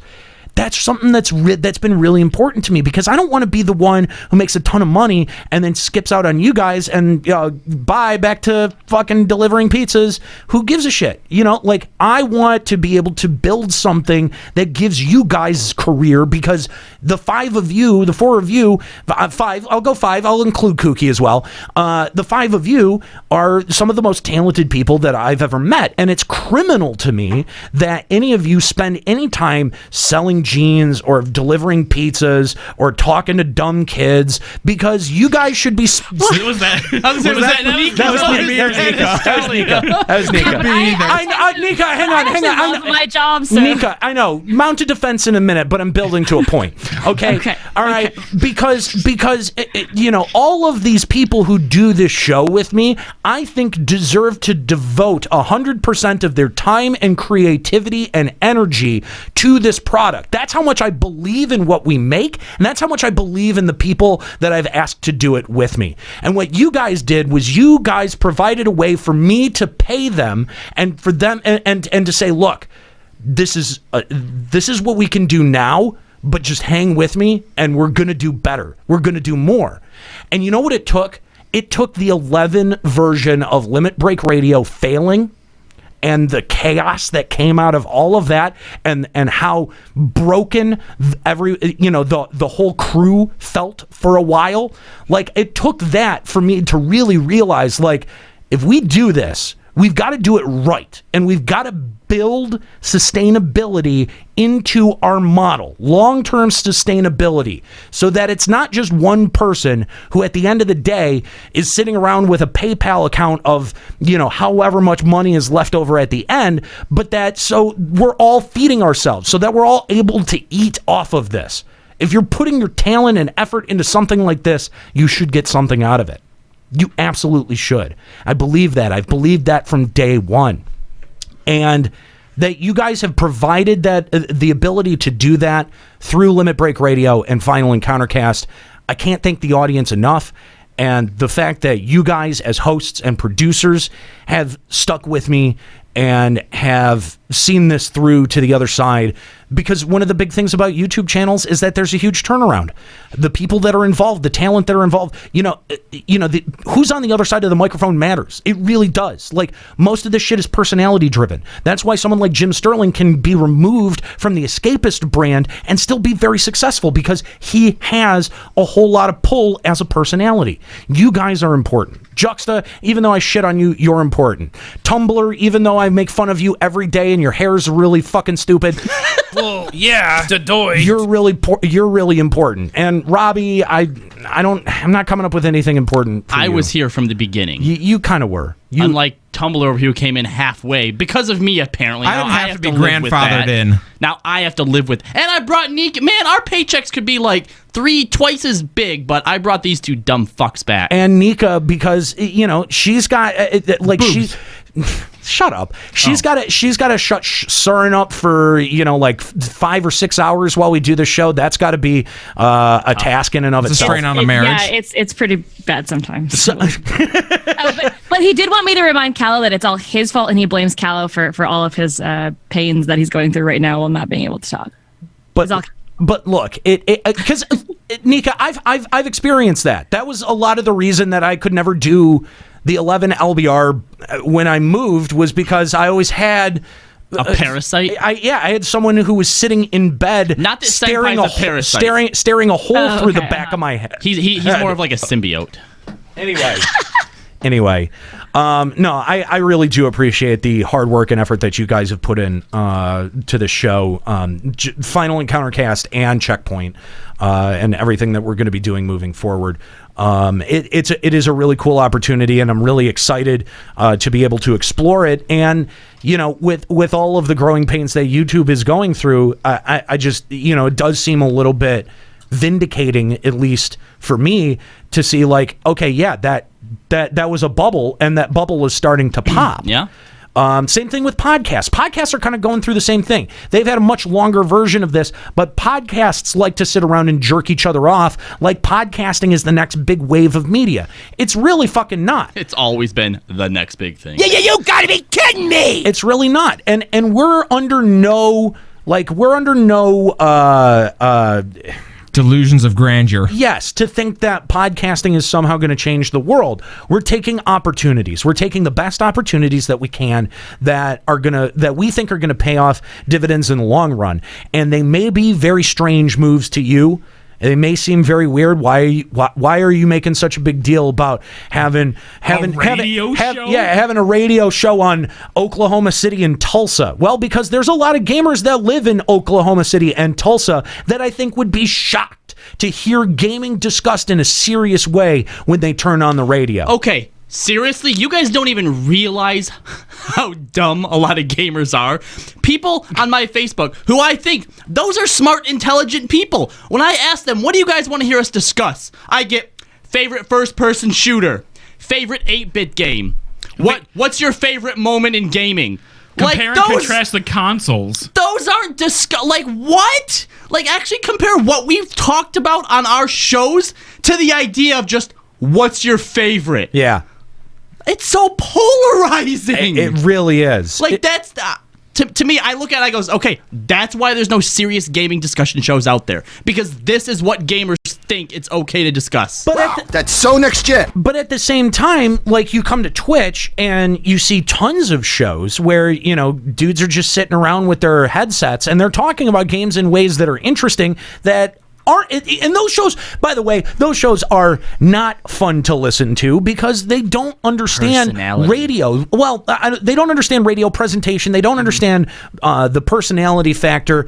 And I mean, technically a lot of them kind of suffer some limitations too. And I think that's, we do all of that different. I want gaming to be seen as the kind of halfway serious thing that it's becoming. Like, people treat this very seriously. People treat the discussions very seriously.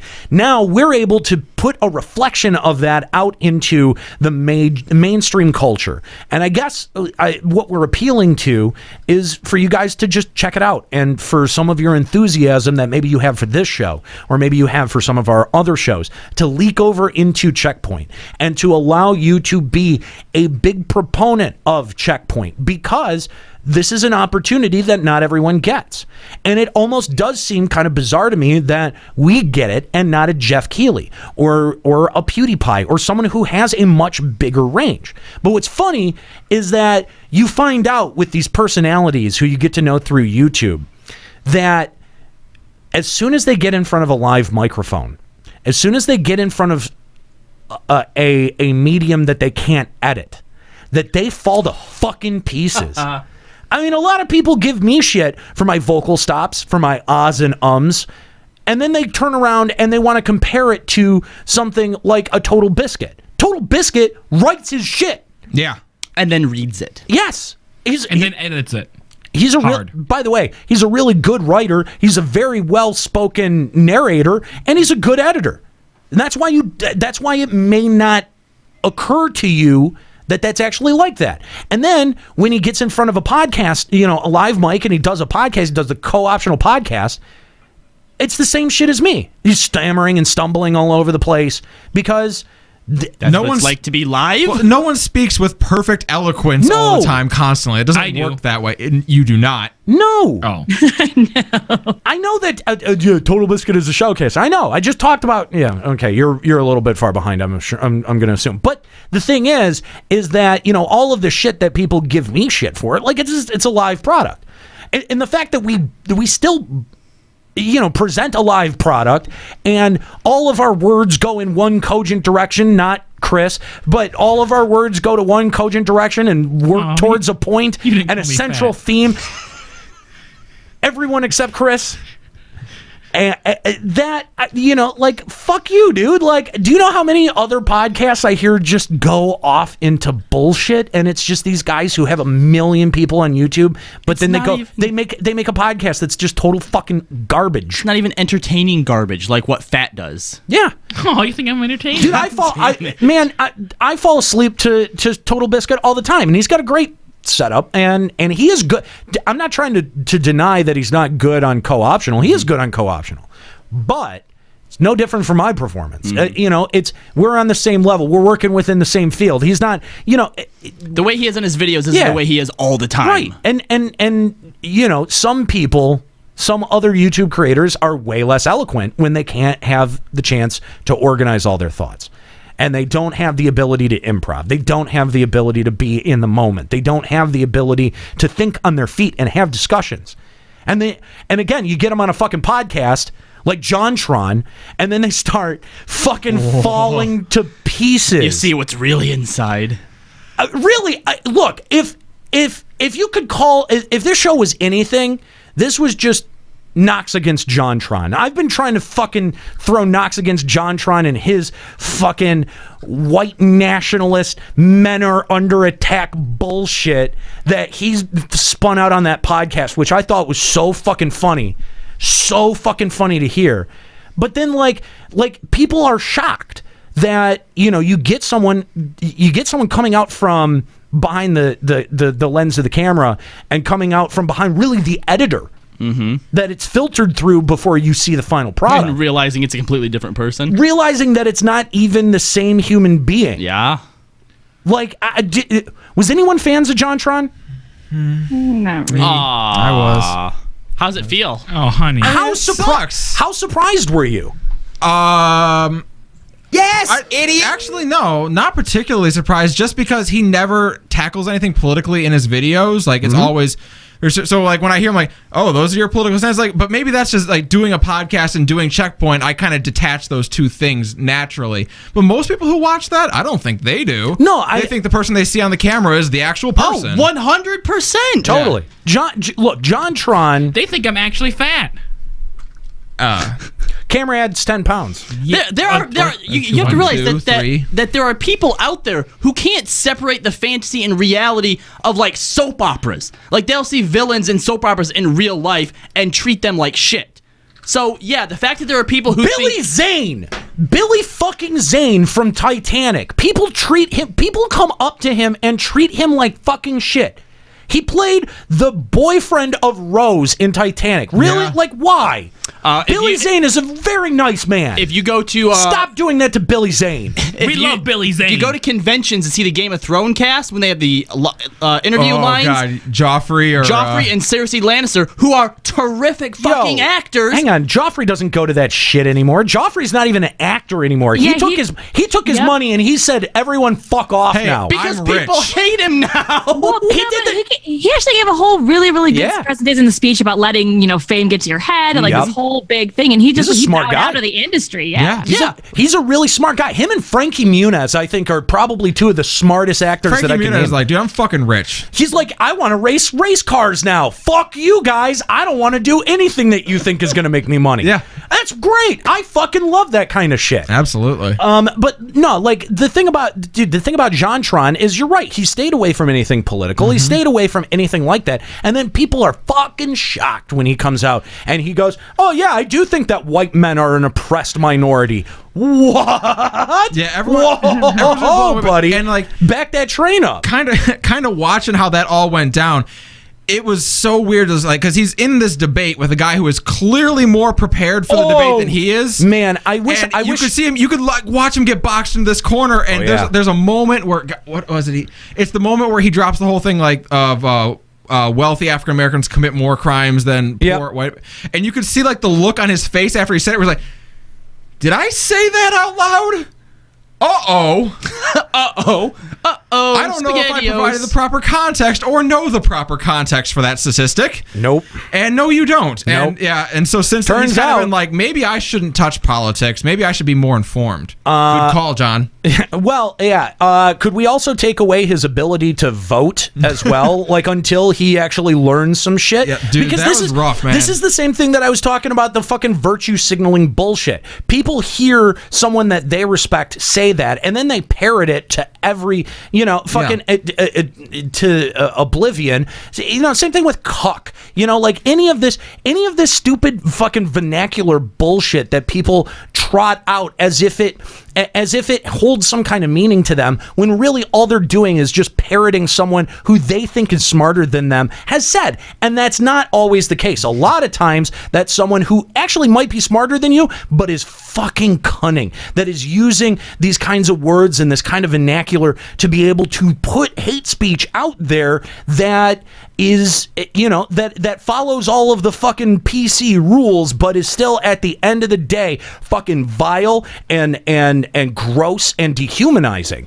And that's like Patton Oswalt's got a great joke about that, where he's like, listen to what's in their heart, because someone can come up and say all of the politically correct verbs and all of the politically correct terms and say, well, I believe that heteronormative behavior is important because it supports family values, and if we lose the traditional family structure, then our culture is fundamentally under attack. Versus the guy who is saying, well, if fags and if fags want to go out there and get married, then fucking let them do it. Exactly. Like I would much as I don't care for the word fag, I would much rather hear that in support of gay people. We have a very liberal use of fucking terminology that we throw around here because I think most people know where our hearts lie. And that's like JonTron, I don't think if you went and like looked at his jokes or you looked at his content, that he was trying to project himself through any of those pieces of content. In fact, I think he was trying to scrub those pieces of himself from his content, which is intrinsically different from what we do, where we're just putting ourselves out there and letting it fucking fly. No, to me, that's what I always actually enjoyed about his content, was it was very much, I'm doing a video game review, it's going to be funny and you're going to enjoy it. I'm doing a movie review, I'm going to trash on this movie and you're going to enjoy it. And that's all it was. And that's all it needed to be. But at the same time, though, you peel a layer of that shit back and you find out what kind of ignorance lies beneath the surface, and it's just stunning. Yeah. It's absolutely stunning. It sucks, too, because his Birdemic review is one of my favorite videos on YouTube. Well, no, it really sucks that the number of people who talked about PewDiePie and who talked about the Nazi incident or the kill all Jews, whatever, are completely silent now, that have not said a single thing about JonTron's actual fucking ignorance is really, really disturbing to me. Yep. And that just shows you how easily something can be scapegoated. Look how quickly JonTron got kind of swept up because everyone was tired of hearing about it from PewDiePie. Yeah. Everyone had heard it already about PewDiePie. We just went through this. We did. Yeah, you don't even know. When you read the PewDiePie thing, there's so much conflicting information and there's so much bullshit going back and forth. Here is someone who goes to the source. Here is someone who's on record in front of a camera, in front of a live microphone, that is saying the thoughts that are in their head into a fucking microphone. That's not a joke. That's not a misinterpretation of a joke. That's not anything except JonTron's dumb fucking ass going in front of a microphone and saying some shit that he believed in his heart. And how is it fucking possible? How is it even fucking possible that the PewDiePie story gets more play than fucking JonTron? Because of numbers.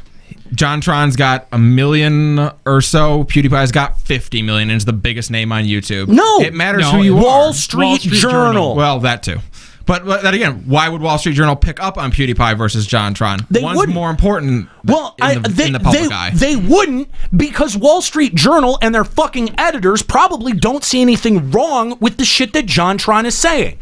They actually probably on some level agree with it. Possibly. I just think like at the end of the day, Wall Street Journal, by the way, News Corp, in case anyone's wondering, fucking News Corp. At the end of the day, you can if you go into a room and say the name PewDiePie, 9 out of 10 people know who it is. 2 out of 10 know who JonTron is. Okay, but out of that same number of people, like the story is intrinsically much worse. Much more, absolutely. Much worse, and I think way more legitimate and actionable. Well, it could be, too, that the Wall Street Journal didn't need to distract the American people from anything this week. Yeah, there was only a healthcare bill being passed this week, or actually failing to pass. That was so funny. Oh, did I sit around on Friday and watch Paul Ryan make that concession speech? Oh, boy, did I. I smiled the whole time. I like watching him do it, have the flop sweat. Oh, God. It's so good. Because you know that guy sweats so much when he works out. You know what I mean? And he's working out all the time. Oh yeah, he should have rolled higher. He probably doesn't understand what's going on with his body when he's just standing up there sweating. Like he looks physically uncomfortable. He with looks himself. sick most of the time. It's yeah, weird. He does. For someone in such peak physical condition. Pretty sure he's a zombie. Anyway. All right, I think that's going to be about it here for Final Encountercast today. Thanks, guys, for tuning in. Appreciate it. Appreciate you listening to all my ranting. Ranting is fun, right? It is. Thanks to all 150 of you hanging out with the show right now. We'll be back next week. 1 p.m. is the start time. Make sure that you join us. If you want to sound off on anything you hear on the show, you can call us anytime that we're live. Final Encountercast on Skype, 810-207-1764 on a regular old phone if you want. Thanks, guys, for tuning in today. Appreciate it. I forgot what the dismount on the show is. I forgot how we end it. Never be... Oh, wait. No, that's the other one. That's the other show. Isn't it just keep listening? I don't remember. Fuck. Just make fun of Fat and then outro us. No, I remember what I do want to say. Make sure that you check out checkpointradio.com. We've got a couple of matchups right there for you to vote on. And we'll have our first piece of Checkpoint On Demand audio being posted tonight. So if you want to check out what this whole Checkpoint thing is that we keep referring to, checkpointradio.com is how that happens. I promise you, we are working not only on Checkpoint On Demand for the full show that we do, but we're also working on the Checkpoint podcast, which will be completely separate from Checkpoint. So you guys are going to get another podcast that you can add to your list. That's just... Because we just can't not do one. What? Wording. What? Don't worry. We love Chris doing won't be podcasts there. and shows. We make lots of them. They're good ones. They're best. Guess who's not involved in that show? That guy. For very good reasons that you just figured out. Anyway, guys, thanks so much for joining us here today. Twitch.tv/Limit Break Radio starting at 1 p.m. FinalEncounterCast.com is our website. Again, make sure to check out checkpointradio.com. We want to make sure as many people are subscribed and tuning in and commenting on that stuff as possible. It's a new revolution in talking games on the actual radio. Checkpointradio.com. Again, I want to thank everyone who helps put this show together, including Kooky Persona, who, by the way, is now the executive producer of this show as well as Limit Break Radio. Shout out to Kooky Persona for all of her help, as well as my crew, Nika Kayanian, Robbie, Fat, Callie, Tumblr, people. My name's Nate. Have a good one.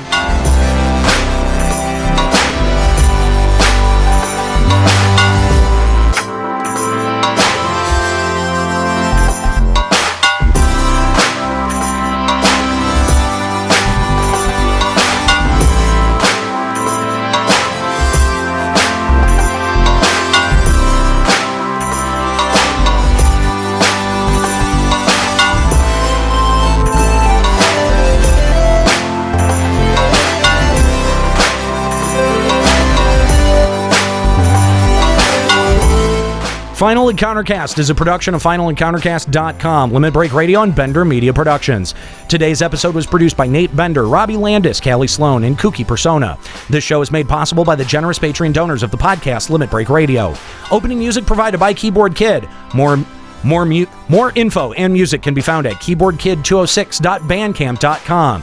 Closing music provided by Sobsy. More info and music can be found at sobsy.bandcamp.com. For links to articles mentioned on the show, check out our live blog at finalencountercast.com.